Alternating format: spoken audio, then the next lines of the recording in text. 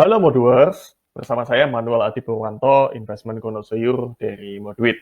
Hari ini kita akan coba bahas mengenai fear or hope. Kenapa kita ambil topik ini? Karena kita tahu dalam kondisi sekarang dengan adanya virus COVID-19, orang menjadi takut. Pertanyaannya, apakah masih ada harapan?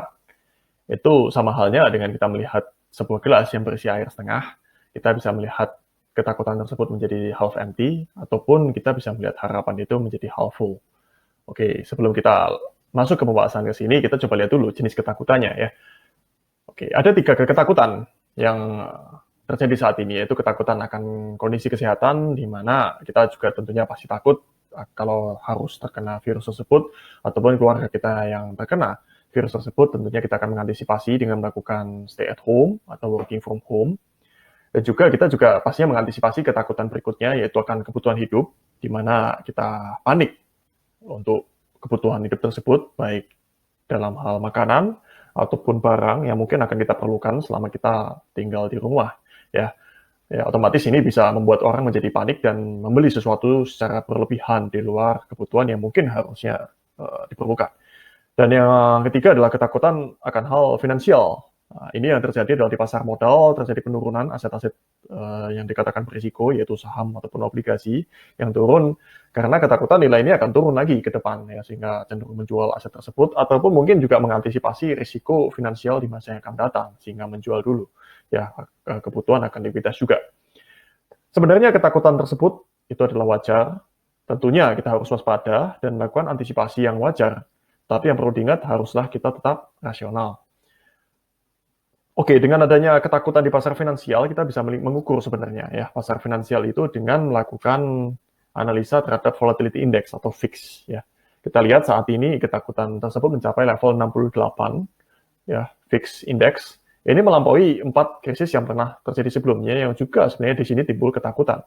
Ya, kita pernah lihat ada namanya Asian Financial Crisis di 98, dot-com bubble, ya krisis waktu itu di sektor teknologi karena terjadi bubble ya di tahun 2002, dan juga financial crisis di 2008 dan European debt crisis di 2011. Semuanya ini kesimpulannya adalah ketakutan tidak akan pernah akan berlangsung terus-menerus, pada akhirnya akan turun, dan yang berbeda adalah kapan atau kecepatan ketakutan tersebut turun. Ya, sama halnya seperti karena virus ini, kita bisa melihat ketakutan naiknya sangat signifikan. Pertanyaannya, apakah nantinya juga akan turun secara signifikan, ataupun mungkin akan makan waktu yang lebih lama. Ya, ini kita akan tahu setelah berjalannya waktu. Namun kalau kita lihat yang terjadi sekarang adalah terjadi arus modal, ya, keluarnya arus modal dari bursa saham ataupun di bursa obligasi di Indonesia tentunya. Yang kalau kita lihat sejak virus itu mencuat ya di akhir Januari, arus modal asing itu mengalami penjualan mencapai sekitar 120 triliun di pasar obligasi yang warnanya ungu ini, dan di pasar saham kurang lebih sekitar 15 triliun ya, yang warnanya hijau. Dan US rupiah tentunya mengalami pelemahan, rupiah kita melemah, atau US dollar yang naik mencapai angka 16.000 rupiah pada tanggal 19 Maret ya. Otomatis dengan arus modal yang keluar itu perlu kita pasti bertanya ya, apakah ini akan terjadi turbulensi ekonomi? Tentunya turbulensi ekonomi sudah terjadi dengan adanya kondisi yang harus ekonomi itu berhenti karena adanya lockdown ataupun social distancing ya, sehingga kalau kita istilahkan ini seperti seolah-olah kita meninggal tombol pause ya, atau berhenti. Ya, efeknya tentunya mall sepi, restoran sepi, pariwisata sepi, manufaktur turun, dan mungkin sektor lainnya juga pasti akan tentunya terganggu dengan kondisi seperti ini. Ya, ekonominya tidak normal lagi. Dan investor dalam kondisi seperti ini mencari aset yang aman, yang dikatakan aman versi investor yaitu emas, ataupun mata uang, terutama mata uang US dollar.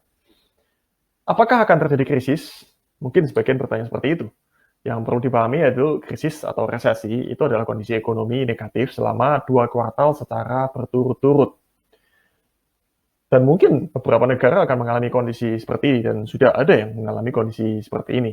Tetapi yang perlu kita lihat adalah apa yang telah dilakukan oleh Bank Sentral Dunia untuk mengantisipasi hal tersebut. Ya, terutama kalau kita lihat The Fed, Amerika, itu sudah menurunkan suku bunganya menjadi 0 sampai 0,25%, dan juga melakukan quantitative easing atau pembelian surat hutang senilai 700 miliar untuk meningkatkan likuiditas pasar.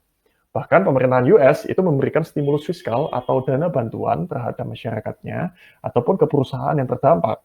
Itu senilai 2 triliun US dollar. Besar sekali ini nilainya. Tujuannya apa? Menghindarkan negara tersebut dari risiko krisis. Ya, hampir seluruh negara di dunia sudah melakukan hal yang sama, cuman skalanya berbeda-beda, termasuk juga di Indonesia tentunya ya.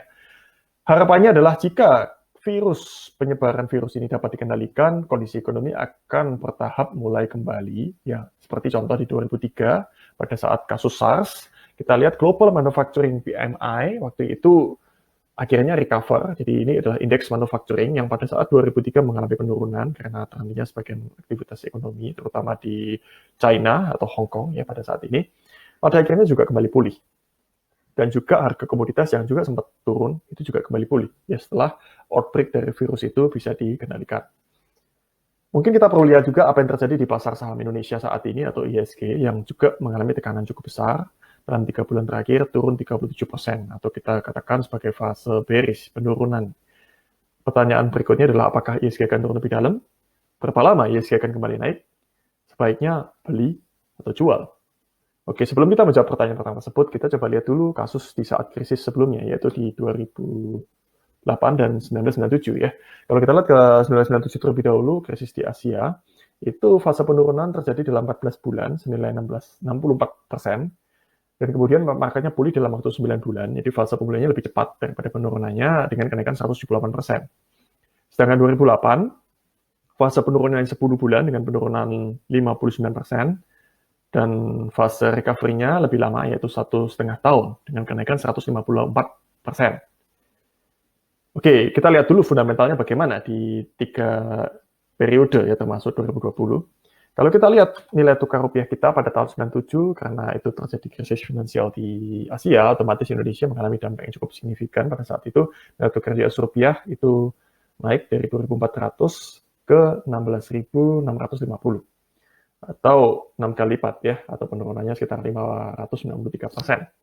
Pada 2008, nilai tukar rupiah US dollar kita naik dari 9.100 ke 12.000, atau mengalami penurunan 31%, sedangkan 2020 hingga saat ini, rupiah kita juga melemah dari 13.800 ke 16.600, atau turun 20%.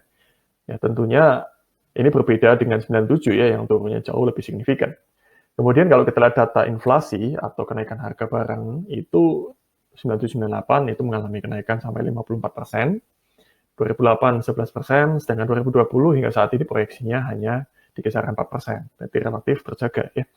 Kemudian kalau kita melihat pertumbuhan ekonomi 98 jelas ini kita katakan krisis karena mengalami kontraksi ekonomi mencapai minus 17%. Sedangkan 2008 kita bisa dikatakan tidak mengalami krisis karena ekonomi kita masih tumbuh 7,7%. Sedangkan 2020 untuk sampai saat ini proyeksinya masih akan bertumbuh, namun tentunya turun ya. Itu hanya di 3,5% daripada rata-rata biasanya kita masih bisa di kisaran 5%. Setiap orang pada akhirnya akan memiliki perspektif yang berbeda dalam berinvestasi. Mari kita lihat contoh analogi dari gelas ini. Kalau orang yang optimis akan melihat bahwa ini masih ada sisa setengah atau half full. Kemudian yang pesimis akan mencoba melihat bahwa ini sudah hilang setengah atau half empty. Sedangkan untuk chemical atau chemis akan melihat ini masih full. Ya, karena melihat keseluruhan gelas tersebut, bukan isinya. Sedangkan untuk yang matematikan akan melihat hitungan sisanya berapa. Ya. Kemudian kalau untuk engineering akan melihat ini gelas yang mungkin terlalu besar dan mungkin perlu diganti ke gelas yang lebih kecil. Sedangkan untuk filosofer mungkin nggak yakin kalau ini berupa gelas. Ya. Jadi perspektif bisa berbeda-beda tergantung setiap masing-masing kita. Namun pada akhirnya kita akan dihadapkan terhadap bagaimana kita mengambil tindakan ya. Dan semua tindakan yang diambil itu akan ada harga yang harus diambil. Beberapa pilihan yang dapat diambil dalam situasi seperti sekarang ini, jika kita berinvestasi di pasar saham, contohnya yaitu yang pertama adalah hold atau mempertahankan investasi jika memang kita meyakini bahwa penurunan ini sifatnya sementara dan akan pulih ke depan. Ya dalam kasus ini kita ambil contoh tahun 2008 sampai 2010, even kalau kita ternyata beli di level yang cukup tinggi ya, kalau memang pada saat itu di 2.554 dan ternyata memang turun ya, pada akhirnya pasar akan kembali pulih ya, seperti ini, sehingga kalau memang kita melihat mungkin dalam kurang lebih sekitar 3 tahun, itu masih bisa mendapatkan keuntungan sekitar 47% ya, kalau kita mempertahankan pada saat masa ini ya. Jadi keuntungannya yaitu kita menghindari kerugian terrealisasi kalau ternyata kita jual di sini, tapi juga mempunyai keuntungan untuk mendapatkan hasil untuk jangka panjang.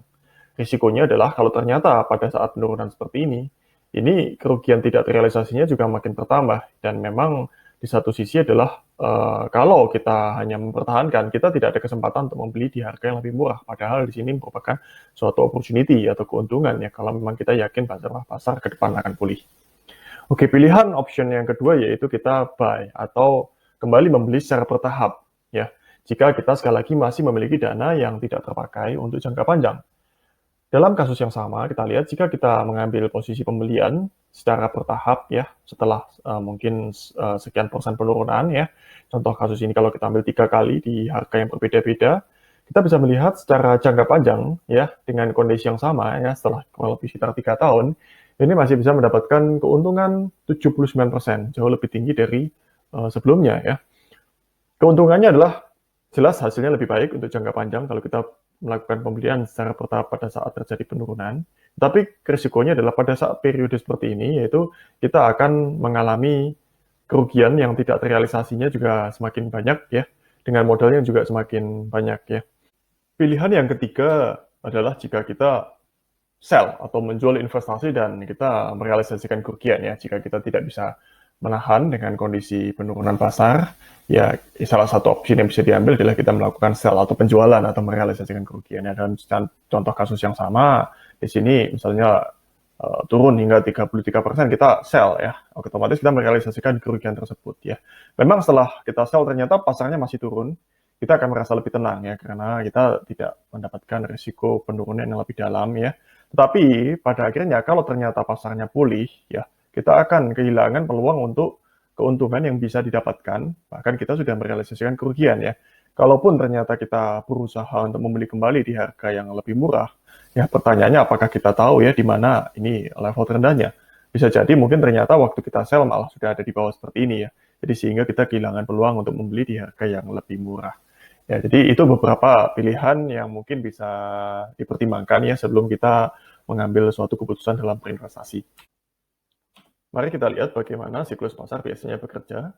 Setelah pasar mengalami kenaikan ya dan terjadi euforia, market mungkin pada saat itu mulai bergerak turun ya, ternyata semakin turun ya, mulailah timbul ketakutan, kemudian depresi ya, kemudian panik ya. Dan pada akhirnya kita mulai merasa mungkin marketnya ini bukan untuk saya dan kita cenderung ingin melakukan penjualan ya daripada investasi kita dengan kondisi mungkin waktu itu rugi ya. Dan pada saat titik-titik seperti ini biasanya menjadi titik yang cukup krusial karena kalau kita lihat malah biasanya setelah itu pada saat kita sudah sangat depresi, malah kemungkinan itu menjadi point of maximum financial opportunity ya. Dan kalau kita berorientasi sebagai investor yang jangka panjang, malah harusnya inilah menjadi kesempatan untuk melakukan pembelian secara maksimal gitu ya, instead of melakukan penjualan ya. Pada akhirnya jika pasar sudah muncul harapan ya, optimisme, dan mulai kembali naik, kita akan dapatkan benefit dari kesempatan tersebut. Saya akan mengambil kutipan dari Warren Buffett, investor saham yang sukses sekali, yang mengatakan, successful investing membutuhkan waktu, kedisiplinan, kesabaran, tidak peduli seberapa hebatnya talenta atau usaha, tapi terkadang mungkin hanya waktu saja yang dibutuhkan. You can produce a baby in 1 month by getting 9 women pregnant. Oke, demikian pembahasan kita mengenai fear or hope. Semoga dapat bermanfaat buat rekan-rekan Moduers. Stay investing, stay safe, stay healthy. Salam Moduit.